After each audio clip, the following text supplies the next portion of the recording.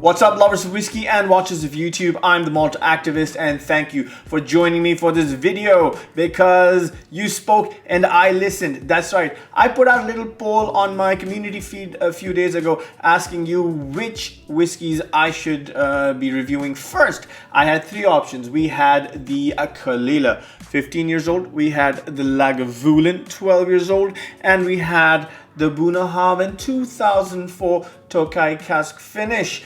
All three whiskeys are from this year's Isle Festival 2022. And guess what happened? After more than 200 votes, exactly 50% of you said, we want you to review the Bunnahabhain. And so here I am, without further ado, in our hands, the 2004 Tokaji Cask Finish Festival release for the Isle Fest. Yes, you know.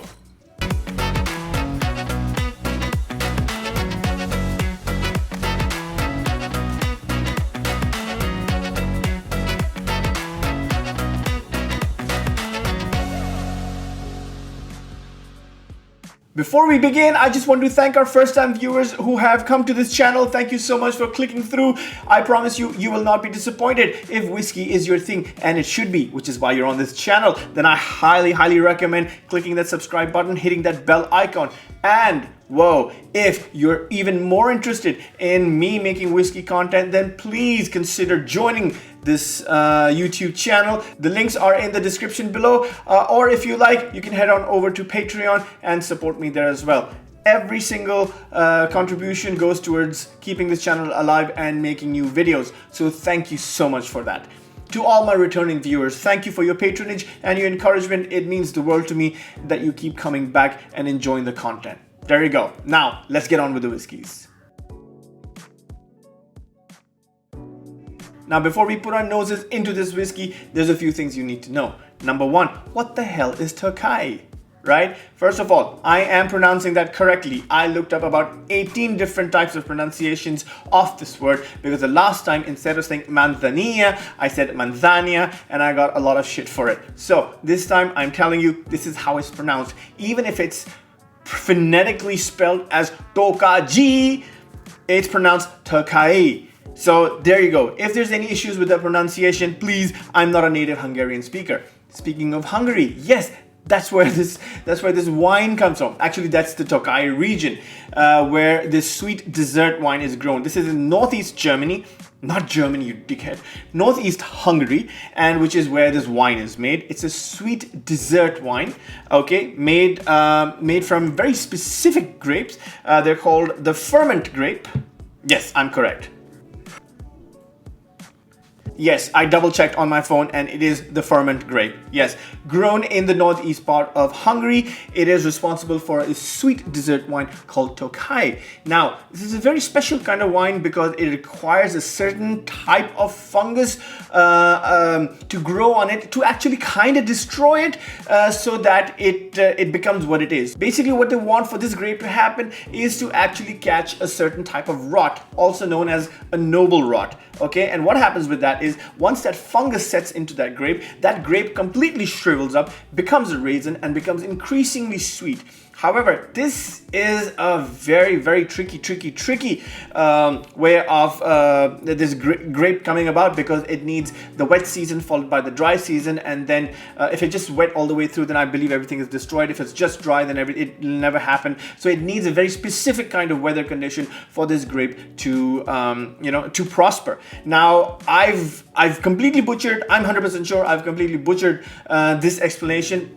So for a much better and much more educated description, please head on over to Whiskey Lock, who's also reviewed this whiskey, and he talks in far greater detail, in far more sophistication than I do on his channel. So check him out. I will put a link down below to his channel and to this video so you can have a look as well. See what other whiskey tubers are talking about. Now, there's something else that you don't know, which I think I've kind of put two and two together, okay? The Tokaji Wine Cask Finish. Now, it rang a bell when I picked up this bottle and I was like, oh, another Tokaji wine finish. So so close to each other in release, because if you put your mind to it, you might remember a small release from a small company called the Glenmorangie Company released a bottle called A Tale of Cake. The Tale of Cake was finished off in Tokai wine casks as well. And I thought to myself, my word,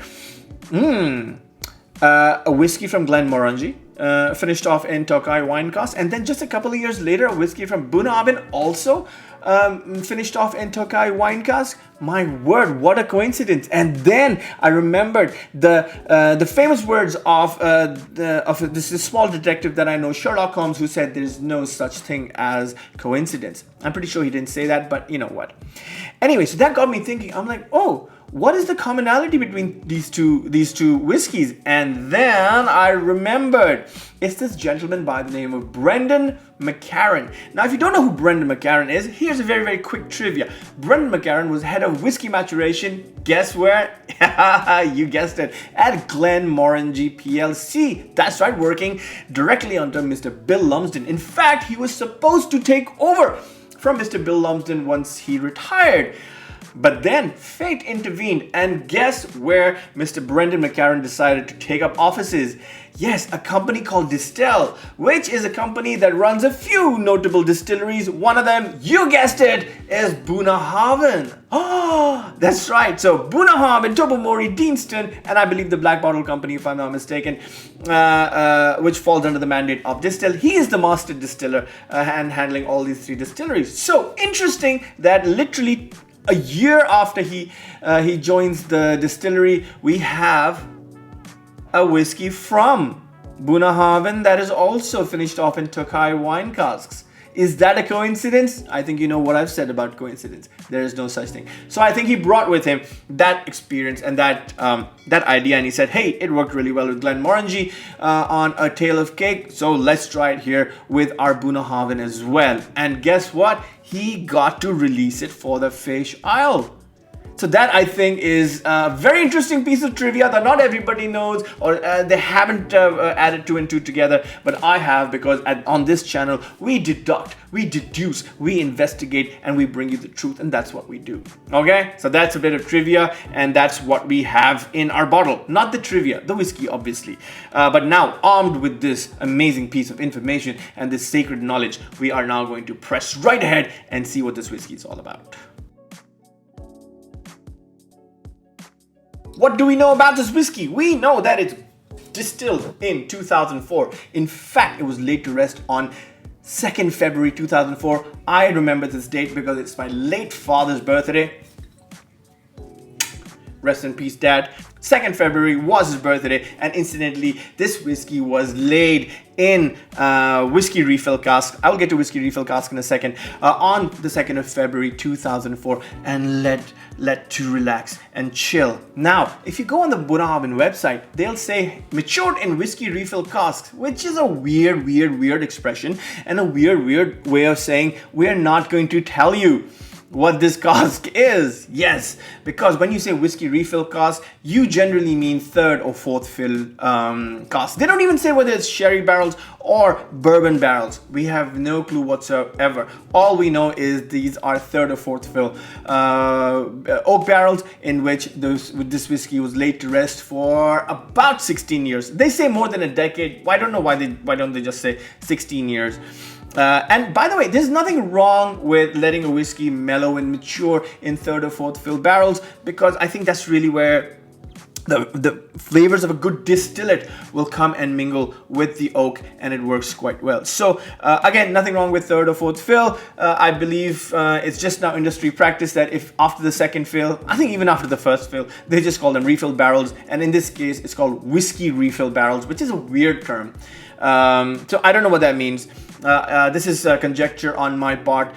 For I think a better explanation, visit Whiskey Jason, another whiskey tuber. I will put the link down below in the comments, in the description to the video. So check it out, see what he also has to say about it. But yeah, essentially most of us, we agree that whiskey refill really doesn't mean anything other than the fact that this could be 3rd, 4th refill barrels. I don't even know if it's bourbon or sherry. So it is what it is. But 16 years in those barrels, taken out, and then for 1 solid year matured in the Tokaji wine casks. Tokaji wine casks from Hungary, the sweet decadent dessert wine in which the spirit was then put for about roughly a year to extract all the sweetness.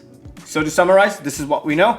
Distilled in February 2004, spent 16 years in whiskey refill barrels, and then 1 year in Tokaji wine casks, and bottled at a gorgeous 52.2% ABV. All right, then it is now time to taste this baby. There you go. That's what it looks like. I am showing you the color because this is no coloring added. This is non-chill filtered. Thank you, Bunnahabhain. Thank you, Brendan McCarran. You're a good man. You're a good man. Now, this 2004 Bunnahabhain released for the Feis Ile 2022 is one of 1,693 bottles, and what I have failed to mention is this is a Moine, which means it's peated distillate that's gone into this whiskey. Bunnahabhain don't do a lot of peated whiskeys. They've started doing them now, which I really appreciate, and I think they do a very good job with that, because most Bunnahabhains are unpeated. The ones that are have the word Moine in front of it, which is Gaelic for peat or peated. Okay, this is what we have. This is what we have in our glass. This gorgeous spirit at 52.2% ABV. Natural color, non-chill filtered in this gorgeous malt activist glass.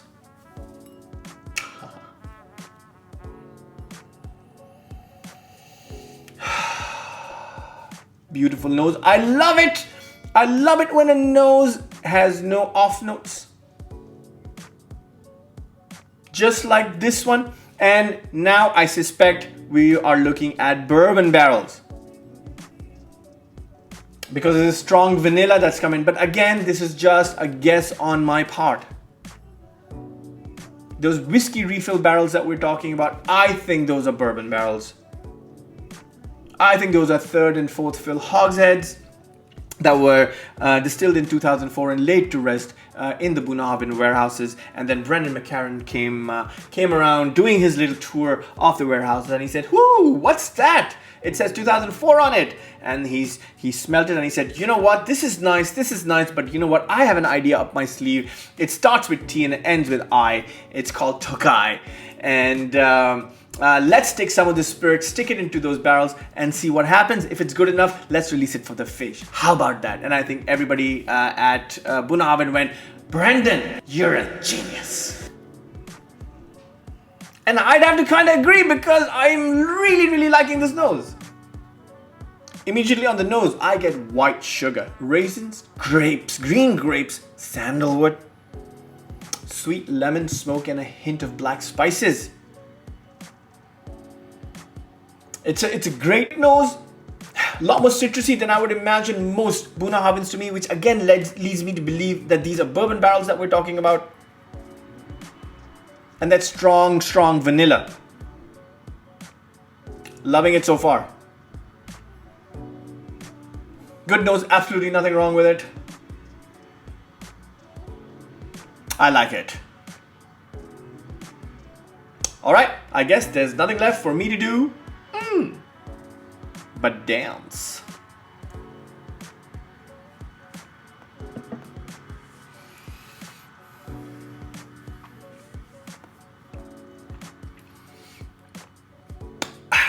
Woo! Sorry, I got distracted by the leaf blower next door. Wow. Super big, super big. I'm talking, it's quite ashy in the beginning. That citrus is back, so are the green fruits. Very grapey, vanilla, little bit of salt, touch of oak, and that leather. Big finish, big mouthfeel. I apologize for the leaf blowing. I can see the dude right now, leaf blowing. Stop leaf blowing in the garden next door, but it is what it is. We have to get this video out because there's a lot of things for us to do today. So, yeah, huge finish. The 52.2% comes running through the, now I'm even more convinced that this is a bourbon barrel. As its initial maturation, the third, fourth fill bourbon barrels are coming into play here because that vanilla is very strong, so is the lemon, and I'm really liking everything about it. The finish is quite dry, dries your mouth, leaves you with oaky and sort of these black pepper pinpricks, which are also again very good. The sweetness does come through, not as much as I thought it was going to, but it does definitely come through.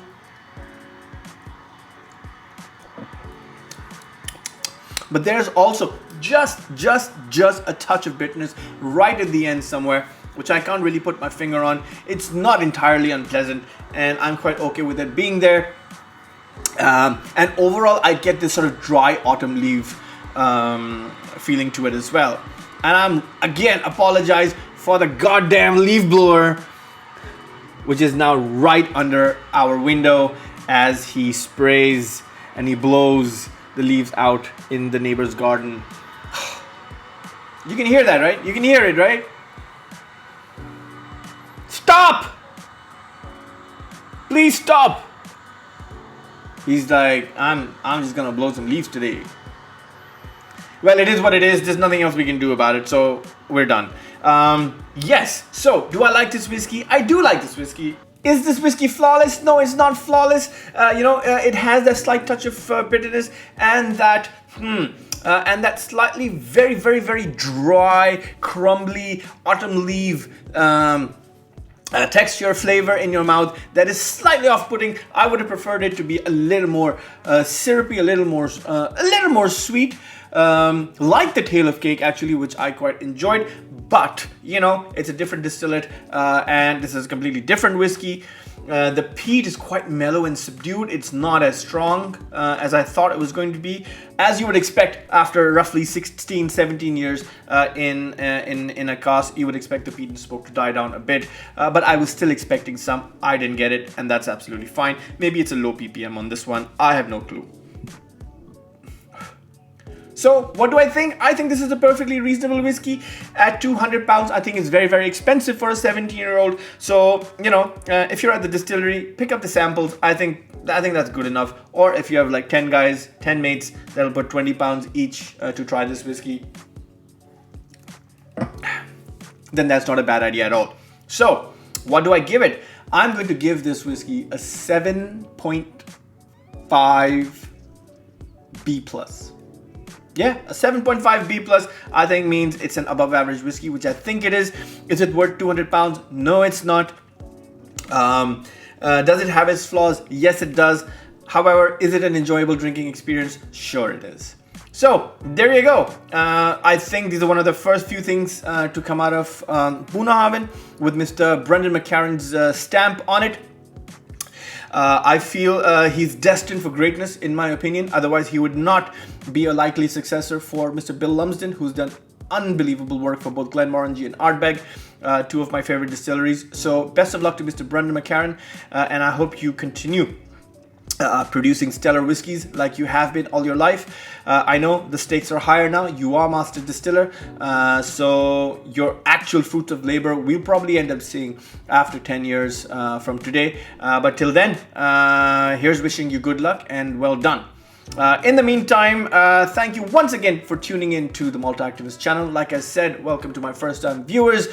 Please consider subscribing and hitting that bell icon, or even better, join the channel either on YouTube or on Patreon. It means a lot. All proceeds go towards producing content for you guys. For my regular viewers, thank you so much. If you haven't joined or aren't subscribed, there are regular viewers who aren't subscribed. Why? Why would that be? It's free. It's free. Just subscribe. It doesn't matter. If you could do that, that would be absolutely great. Even better if you went on youtube.com/join. I will leave the link below. That would be even better, or my Patreon. Anyway, all said and done, good whiskey afternoon. And like I said, this was a democratic poll. More than 200 of you responded. Exactly 50% of you said we want you to taste the Bunnahabhain 2004. So, which is what I did. So, thank you. Thank you for your comments. Thank you for your input. You guys are absolutely amazing. I will see you until next time. I'm the Malt Active. The Malt Active. I'm the Malt Activist. Until next time.